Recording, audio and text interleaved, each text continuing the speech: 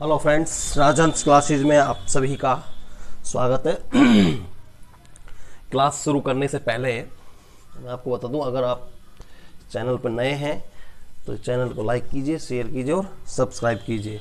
जो हम चर्चा कर रहे थे हमारा मेवाड़ और दिल्ली सल्तनत के संबंधों के बारे में। आज हम गोहिल वंश के वास्तविक संस्थापक बप्पा रावल की हम चर्चा करेंगे। ठीक है, बप्पा रावल की हम चर्चा करेंगे। इनका जो वास्तविक या जो बप्पा रावल तो एक उपाधि थी, ठीक है, इनकी बप्पा रावल उपाधि थी और यह उपाधि थी दी हारित ऋषि। ये उपाधि किसने दी इनको? हारित ऋषि हुए, इन्होंने इनको बप्पा रावल को ये उपाधि दी थी। ठीक है, और क्योंकि बप्पा रावल इन हरित ऋषियों की गाय को चराते थे। ठीक है, अब गायों को जब चराते थे तो इस हरित ऋषि इनसे प्रसन्न थे और प्रसन्न होने के बाद इन्होंने बप्पा रावल को इन्होंने ये उपाधि दी थी बप्पा रावल की। ठीक है, और इनका जो मूल नाम था या वास्तविक जो नाम था इनका, वो था मालभोज या कालभोज। वास्तविक नाम मालभोज। ठीक है, या इसके अलावा इन्हें कालभोज भी कहा जाता है। क्या कहा जाता है मित्रों? कालभोज भी कहा जाता है। ये इनका वास्तविक नाम था। बप्पा रावल इनको ये उपाधि दी गई थी। ठीक है, और हारित ऋषि के ही आशीर्वाद से हारित ऋषि ने इनसे प्रसन्न होकर बप्पा रावल की उपाधि दी थी। ठीक है, और 734 ईस्वी पूर्व में या 8वीं शताब्दी में, मैं यहां लिख रहा हूं शासक, तो 734 ईस्वी पूर्व, 734 ईस्वी या 8वीं शताब्दी में। ठीक है, कहीं कहीं 8वीं शताब्दी में इन्होंने इस ऋषि के आशीर्वाद से ही, ठीक है मित्रों, इस ऋषि के आशीर्वाद से ही, हारित ऋषि के आशीर्वाद से ही मेवाड़ में गोहिल वंश के शासक बने। ठीक है, किस वंश के? गोहिल वंश के ये शासक बने और इन्हें इस वंश का वास्तविक संस्थापक कहा जाता है। गोहिल वंश का वास्तविक संस्थापक कहा जाता है। किसको? बप्पा रावल को। ठीक है, बप्पा रावल को। और इस जब इन्होंने शासन किया, इस शासन की स्थापना की या ये शासक बने 734 ईस्वी में, तो इस समय इन्होंने यहाँ चित्तौड़गढ़ के दुर्ग को जीता या चित्तौड़गढ़ को विजित किया। और इस चित्तौड़गढ़ का इस समय शासक था मानमूरी। कौन था?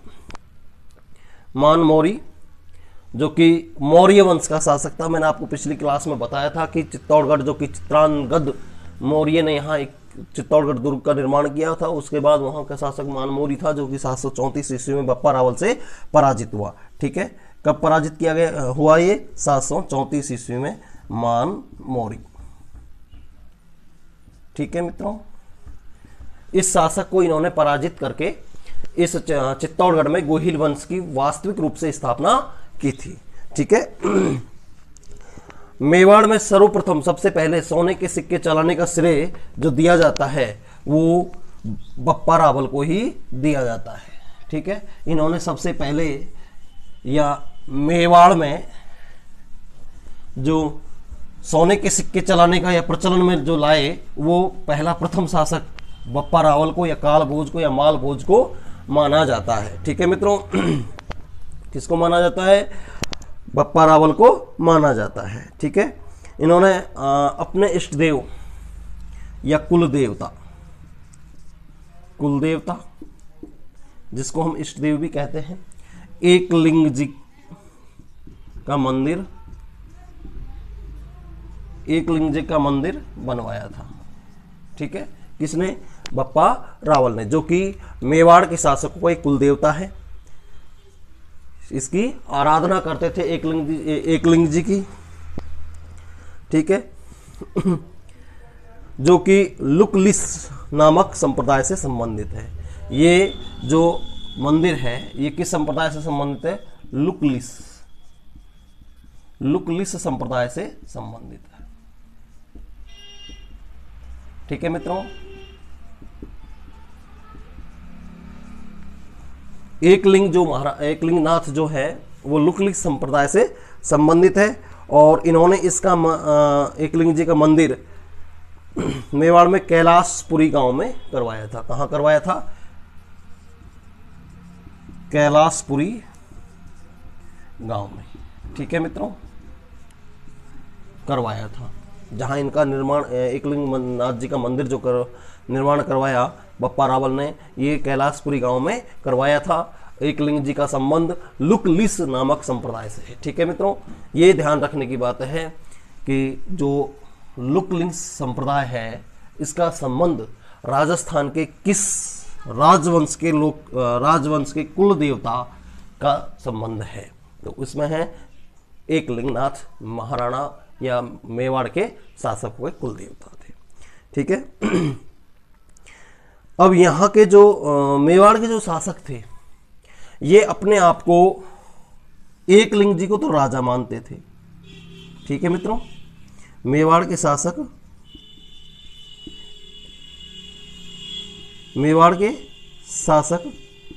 एकलिंग नाथ जी को तो राजा मानते थे और स्वयं को एकलिंग जी का क्या मानते थे? दीवान। क्या मानते थे मित्रों?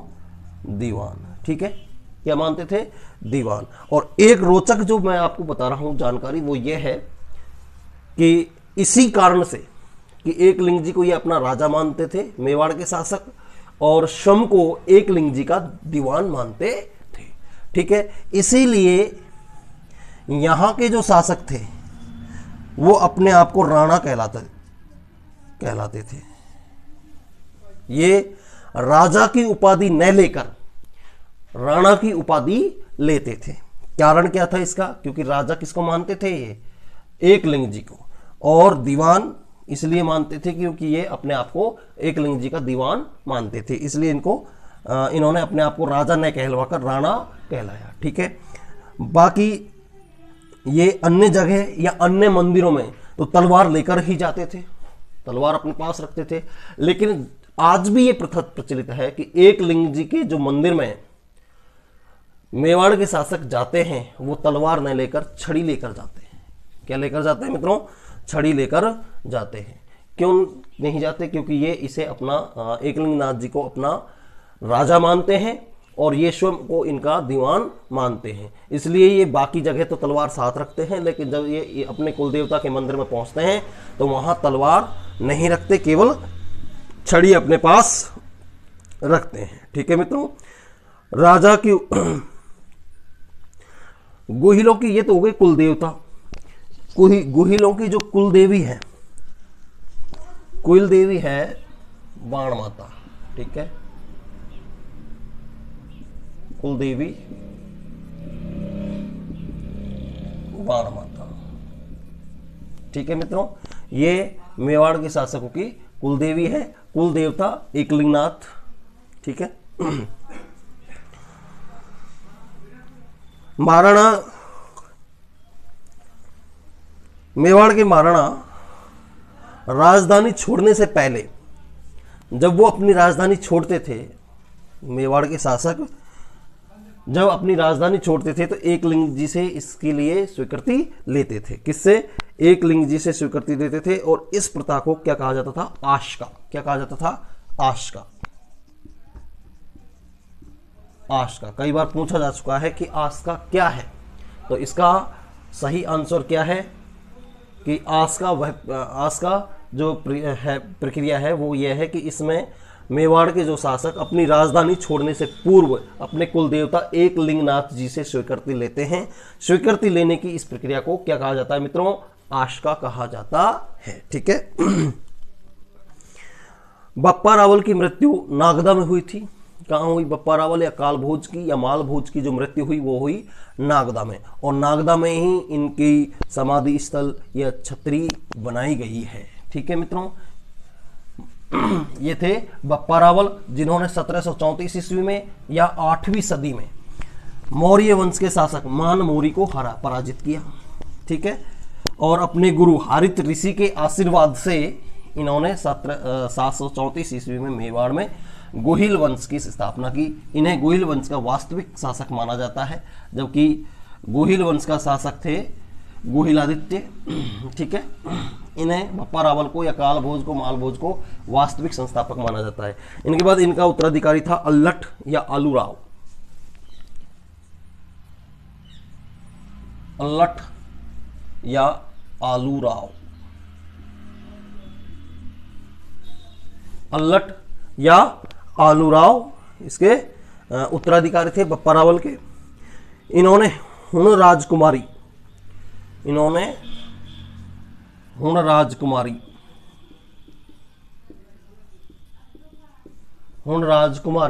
हरिया देवी, राजकुमारी हरिया देवी से विवाह किया। ठीक है, और हुणों की सहायता प्राप्त करके इन्होंने अपना साम्राज्य विस्तार किया। किनसे? हुणों से सहायता लेकर। किसने? अल्लठ ने, जो कि बप्पा रावल के उत्तराधिकारी थे। ठीक है मित्रों, इन्होंने अपनी राजधानी नागदा की जगह आहड़ को बनाया।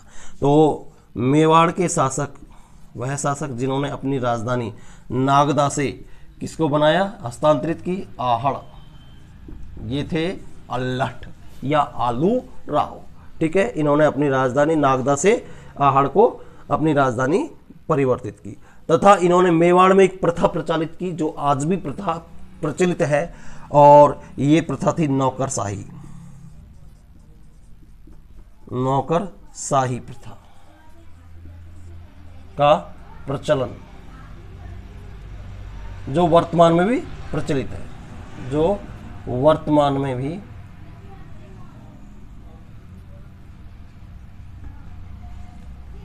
प्रचलित है।